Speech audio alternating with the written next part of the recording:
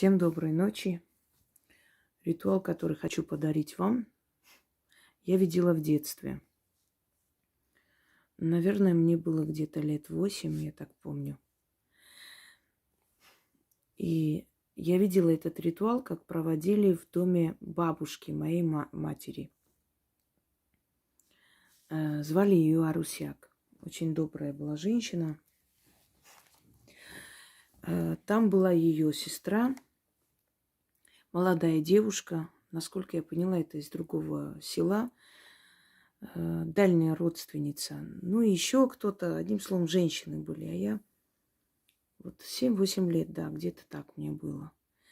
И я наблюдала за тем, как отмеряли черной шерстяной нитью с ног до головы ее, мерку брали. Вот она стояла во весь рост. Она была очень бледная, очень худая, измученная. И вот такие синие мешки под глазами. Я помню, что ее звали Нана. И я вот это все посмотрела, они что-то там шептали, что-то говорили. Моя бабушка стояла там, и женщина какая-то мне незнакомая, вместе с ее сестрой, родственницей, бабушки, одним словом, села. Это было вечером, ну, где-то 10 вечера. Еще не глубокая ночь, но уже и не день. Темно было. Весной. Меня оставила мама ночевать у своей бабушки. У них дом был практически на другом конце села. Вернашен мы называем. Верхние вот эти. То есть верх села, вот вглубь села уходит, наверху села. Верхняя часть села. И у нее был такой дом, разделенный между двумя братьями. Они построили вдвоем, как коттедж. Вот потом я видела коттедж. На Кавказе редко такой увидишь. Когда-то они построили большой дом, два брата, и одной стеной только оно отделялось друг от друга. И они разделили между собой калиткой. И я оставалась там. Мне там нравилось. Было такое огромное тутовое дерево. Я вам рассказываю, у меня перед глазами, я просто вот наизусть это вот могу закрытыми глазами найти. У меня память очень сильная на вот такие вот воспоминания детства. Говорят, люди, у которых очень сильная память, они больше страдают, потому что их разум, их мозг запоминает картины прошлого, и они больше тоскуют. Ну, может быть. Так вот. И когда они там, значит, вот так отмеряли несколько раз, я не запомнила, честно скажу, сколько раз, но я видела, что много раз так отмеряли, значит, отрывали руками вот нить сверху, клали на стол, что-то заговаривали, поворачивали ее в разные стороны. И через некоторое время я узнала, что вот пришла бабушка, еще одна к нам в гости туда, и сказала, что, мол, вот этой девушке все хорошо, у нее нормально все, ее уже сватают, она вся такая полненькая стала, вернулась к жизни.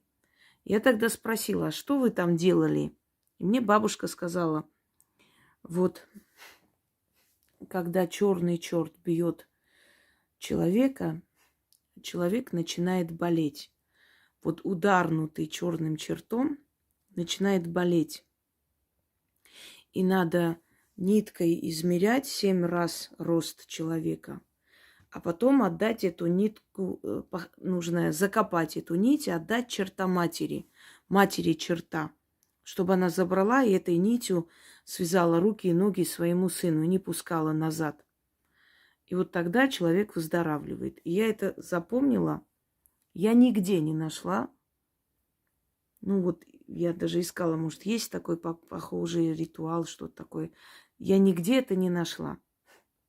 Но по рассказам своей бабушки, еще одной, я составила этот ритуал. И я помню, первый раз этот ритуал я провела. Мальчика привели, ребенок, узбекская семья. Ребенок не рос и постоянно болел. Ну, врачи там приписывали всякие лекарства и прочее. Ничего особо не помогало. И я вот этот такой подобный ритуал, я сейчас его немножко улучшила, как бы, поскольку вам подарю. Я подобный ритуал по памяти взяла и провела. И вы знаете, у него пошел рост, и он перестал болеть. Я поняла, что это очень сильная работа. И поскольку я не могу каждому из вас помочь лично, я приспособила эту работу для людей, которые сами себе могут помочь. Черт. Можете открыть, посмотреть. Черти, кто они? Духи чертогов, спустившиеся с чертогов. Они могут быть и злые, и добрые. Они могут и болезнь нести, и кошмары нести. Они могут и помочь. Хитроумные духи. Но хочу вам сказать, что вот на Кавказе немного по-другому это звучит. То есть там вот понятие черт – это скорее вот злые силы, которые обитают вокруг нас. Ну, наверное, лярвы так больше. Именно вот по меркам. То есть если мы говорим о кавказских народностях и о кавказской магии и колдовстве, то там черт именно, это вот именно злая сила, которая прицепляется и приносит болезни человеку. Здесь слово хворь звучит. Я думаю, лучше так, потому что оно применяемо к любым недугам человека, телесным, душевным и прочее. Когда можно это применять? И можно ли делать для своего ребенка? Можно. Вот сколько бы лет не было вашему ребенку, вот этот ритуал вы можете провести для него. С его согласия. Он должен быть согласен, он должен знать, что с ним происходит.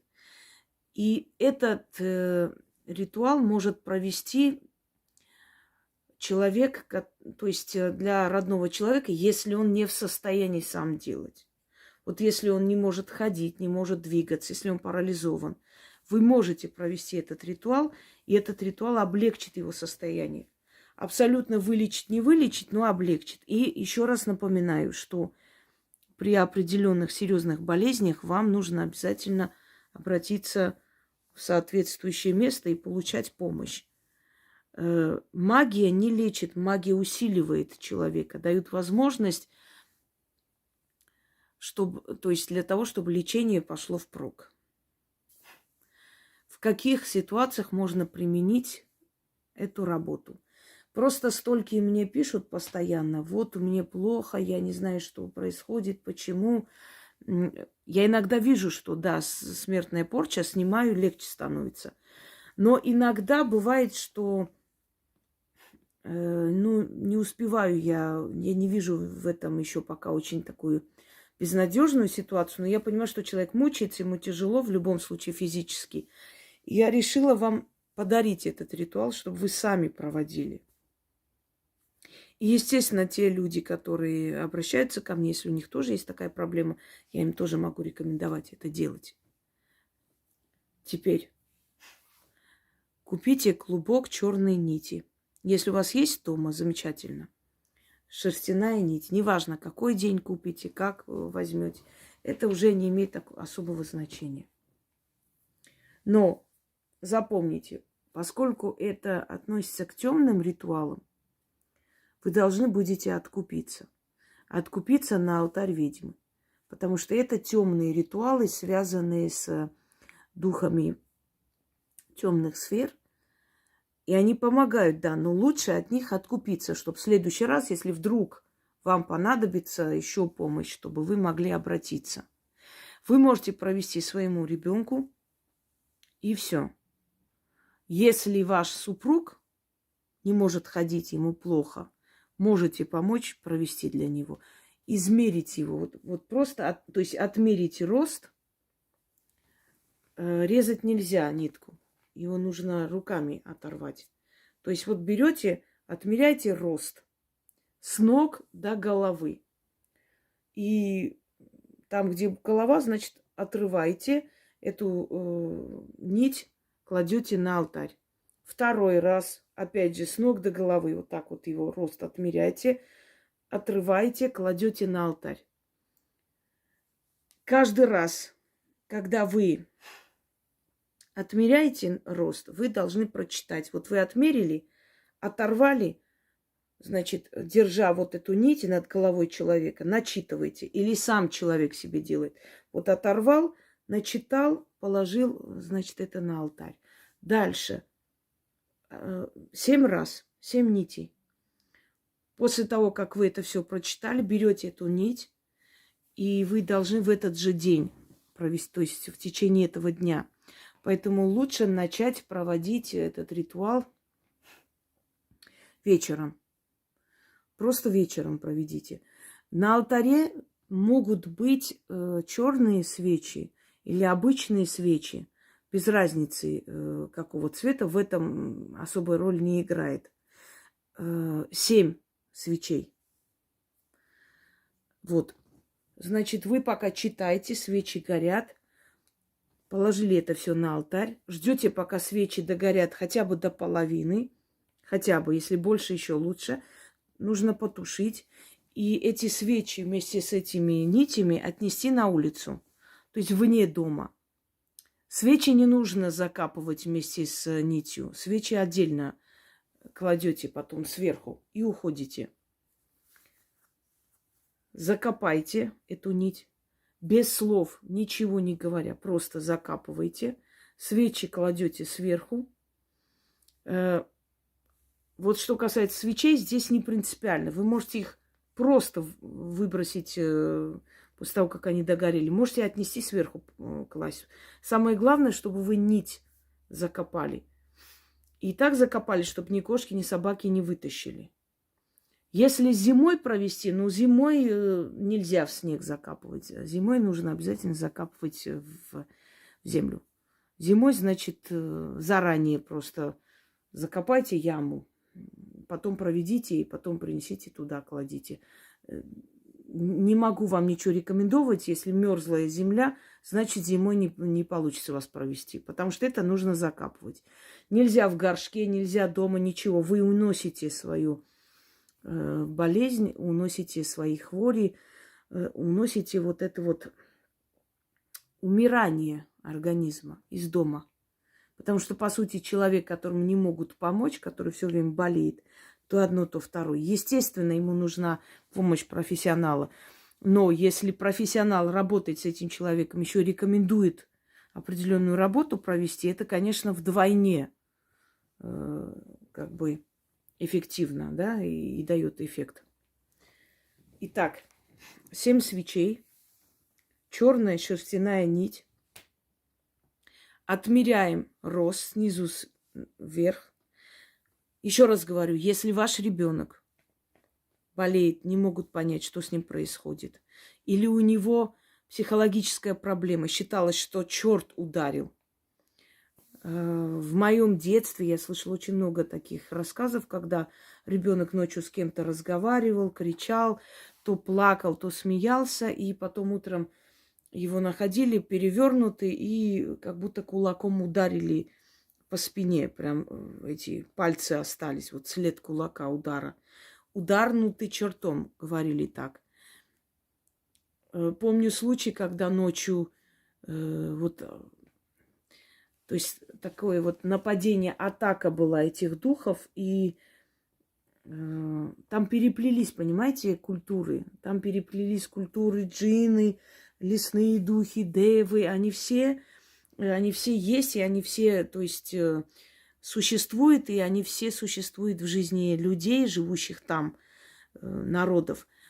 Поэтому там столько всяких этих духовных сущностей, которых боятся, опасаются и начитывают на них, и защиту читают и прочее. И помню такой случай, когда ребенок ночью начал кричать, плакать, и вот она почувствовала, что вот просто атака в доме. Кто-то ходит, бегает по чердаку, кто-то трогает ребенка, кто-то переворачивает вещи, мебель. До такой степени могут они быть и сильные очень. И она, значит, с топором ходила по дому до утра, пока родственники не пришли домой. В то время не было транспорта. Если люди куда-то уезжали, там на этих, как его, ну, на лошадях, на этих всяких, фаэтонах в то время, они возвращались поздно, да и работали иногда до утра и на поле. И поэтому пока до утра, вот когда запели петухи, и когда уже рассвет начался, эти духи ушли, и вот ее застали, что она уже с безумными глазами неслась по дому с этим топором, грозилась кому-то, потому что боялась за жизнь своего ребенка. Так что это вполне серьезно, и вот эти атаки бывают очень ощутимые. Иногда бывает, что люди их не видят, не чувствуют прям физически, не видят их присутствия в доме, но потом начинают ужасно болеть. И если человек начинает сохнуть просто, без причины сохнуть, у него состояние такое, что ну вот не работать не может, ничего, ужасно плохое состояние. Говорят, что черт ударил, то есть он ударил, коснулся этого человека и отнял жизненную силу. Поэтому нужно его отправить назад, этими нитями отдать его матери эти нити, потому что она ими играет, и она ими связывает своего сына. Итак, что и как делать, я вам уже сказала. Когда вы полностью оздоровитесь, придете в себя, вернетесь к жизни, вам нужно откупиться. Потому что это относится к темным ритуалам. То есть оно опасности не несет, просто второй раз вам оно не поможет. Да и вообще духи не любят, когда человек просто ими пользуется, никогда не благодарив.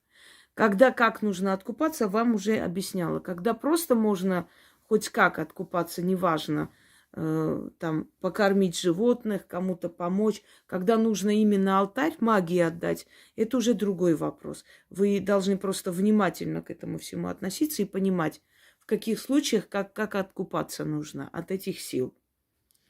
Начнем. Читать, естественно, 7 раз. Отмерили, оторвали, держа эту нить, то есть вот полный рост, начитали, положили. Вы понимаете, почему отмерить нужно? Как мертвого человека отмеряют для того, чтобы гроб заказать. По его мерке берут. Страшно звучит. Но на сей раз вы отмеряете себя, чтобы спасти. Вы эти мерки отдаете земле. То есть вы от себя отводите. И причем мерка не одна, а 7. То есть вы путаете эти силы, понимаете? Вы вроде бы отмерили себя, но их 7. А мертвому отмеряют 1 раз. И вы потом хороните, отдаете этим силам. Это символически. Естественно, черта матери оттуда не вытаскивает эти нити. Но ведь в магии я вам объясняла, что есть слово, сила заговора. И есть параллельный мир и параллельная реальность, в котором это все происходит, потом переносится в нашу реальность. Точно так же, как в параллельной реальности иду я из дома в дверь, из ворот в чисто поле и так далее. Вы же действительно не идете, вы сидите и читаете. Но оно все происходит так. То есть вы рисуете эту реальность, создаете его в параллельных мирах. Вот откройте еще раз мою лекцию «Ключ, замок, язык». Там все подробно рассказано. Как составляется заговор, почему именно так и прочее. Итак. Говорите слова. Да, если вашему ребенку меньше 17 лет, то вы за него говорите, вы можете провести для него этот ритуал. Если больше 17 лет, он может провести, если действительно он просто вот на глазах высыхает и уходит, и врачи не находят причину. И даже если врачи нашли причину, не могут лечить так, как положено. Если даже болезнь запущена и долго идет, это выздоровление, тоже можете прочитать. Только, пожалуйста, не киньтесь все, у кого там голова кружится, что-то еще, сразу читать. Это симптомы такие, когда лихорадит, когда плохо, когда внутренний жар. Вот эти все симптомы надо учитывать. Только в этом случае, когда оно все время так, каждый день. Иногда бывает, знаете, вот к вечеру начинает плохо становиться, прям вот трясет человека. Вот как темно, темнота наступает, сразу трясет, плохо становится. Ни на что не способен. В этом случае тоже так может быть. Из-за этого тоже причина такая. То есть можно провести. Итак, слова следующие. Я 7 раз не буду читать, но вам нужно будет читать 7 раз. Все, как и что делать, я вам уже объяснила. Итак. Черт меня ударил, а матерь черта его ударила. Как высохла, так и назад вернусь. Яма не по мою душу зарыта. Крышка гроба чужая закрыта. 7 раз отмерила. В землю зарыла.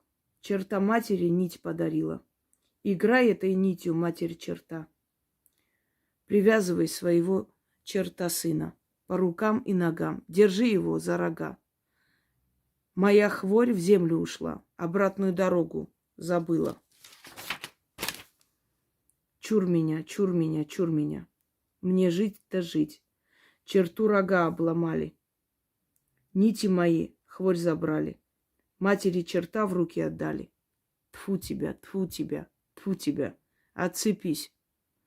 В землю уйди. Там и останься. Ключ, замок, язык. Заклинаю. Можете поплевывать чуть-чуть. Вы убираете отрицательную энергию с себя. Черт меня ударил, а матерь черта его ударила. Как высохла, так и назад вернусь. Яма не по мою душу зарыта. Крышка гроба чужая закрыта. 7 раз отмерила, в землю зарыла. Черта матери нить подарила. Играй этой нитью, матерь черта. Привязывай своего черта сына по рукам и ногам. Держи его за рога. Моя хворь в землю ушла, обратную дорогу забыла. Чур меня, чур меня, чур меня. Мне жить да жить. Черту рога обломали. Нити мои хворь забрали.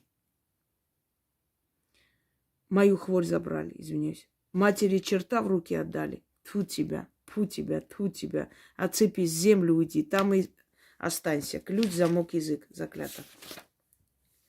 Черт меня ударил, а матерь черта его ударила. Как высохла, так и назад вернусь. Яма не по мою душу зарыта. Крышка гроба чужая закрыта. 7 раз отмерила, в землю зарыла. Черта матери нить подарила. Играй этой нитью, матерь черта. Привязывай своего черта сына по рукам и ногам. Держи его за рога. Моя хворь в землю ушла, обратную дорогу забыла. Чур меня, чур меня, чур меня. Мне жить да жить. Черту рога обломали, нитки мои хвори забрали. Да, правильно сказал.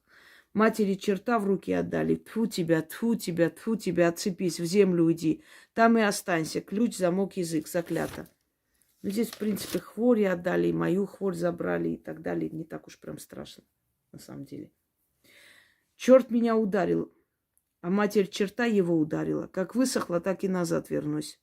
Яма не по мою душу зарыта. Крышка гроба чужая закрыта. 7 раз отмерила, в землю зарыла. Черта матери нить подарила. Играй этой нитью, матерь черта. Привязывай своего черта сына по рукам и ногам. Держи его за рога. Моя хворь в землю ушла, обратную дорогу забыла. Чур меня, чур меня, чур меня. Мне жить да жить. Черту рога обломали. Нити мои хворь забрали. Матери черта в руки отдали. Тьфу тебя, тьфу тебя, тьфу тебя, отцепись. В землю уйди, там и останься. Ключ, замок, язык. Заклинаю. Ну что ж, желаю вам удачи. Проведите.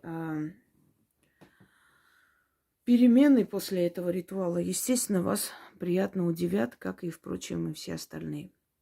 По крайней мере, могу сказать, что возвращает к жизни. Боли в ногах пропадают, боли в голове пропадают. Вот это лихорадочное состояние пропадает. человек возвращается к жизни. Желаю всем удачи и всех благ.